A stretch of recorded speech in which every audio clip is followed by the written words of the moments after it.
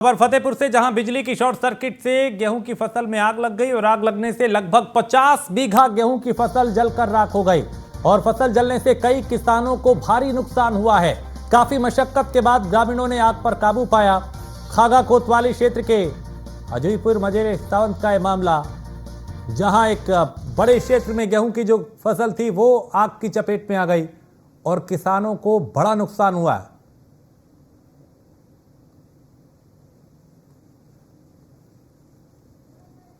और काफ़ी मशक्कत के बाद इस आग पर काबू पाया गया। शॉर्ट सर्किट के चलते खेत में जो फसल थी उसमें एक चिंगारी आई और उस चिंगारी ने आग का विकराल रूप ले लिया और देखते ही देखते इस आग ने कई बीघा फसल को अपनी आगोश में ले लिया और किसानों का लाखों का नुकसान इसमें हुआ है।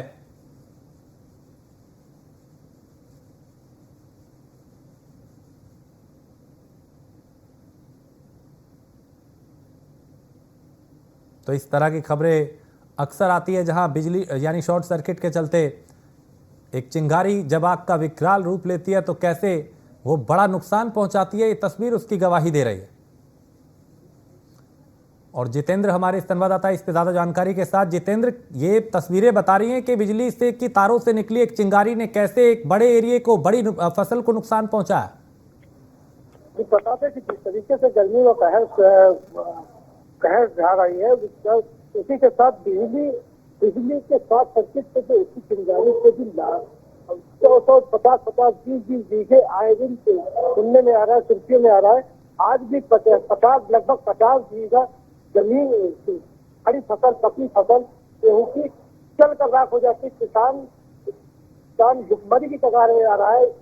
बिजली विभाग की बड़ी लापरवाही की वजह से चलते ये हादसे हो रहे हैं, जिस वजह से किसानों की अच्छी खासी फसल तैयार होती, फसल कटने के तो कगार में वो कटते तो जल के राख हो जा रही है।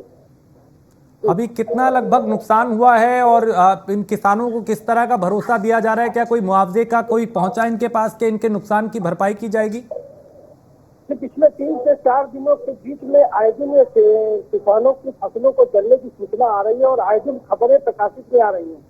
तो उसके बाद जब फसल जलती है, फायर ब्रिगेड टीम तो पहुंच नहीं पाती मौके पे, किसान ही किसी तरीके से आग पर काबू पाता है। उसके बाद जब प्रशासनिक अधिकारी अमला पहुंचता है तो वो मुआयना करता है और मुआयने के बाद उनको आश्वासन दिया जाता है आपको इतनी रकम दी जाएगी सरकार के द्वारा, जो भी सहायता राशि उपलब्ध कराई जाएगी सरकार के द्वारा वो दी जाएगी, आश्वासन मिलता है फिलहाल। ठीक है, बहुत शुक्रिया जितेंद्र इस तमाम जानकारी के लिए।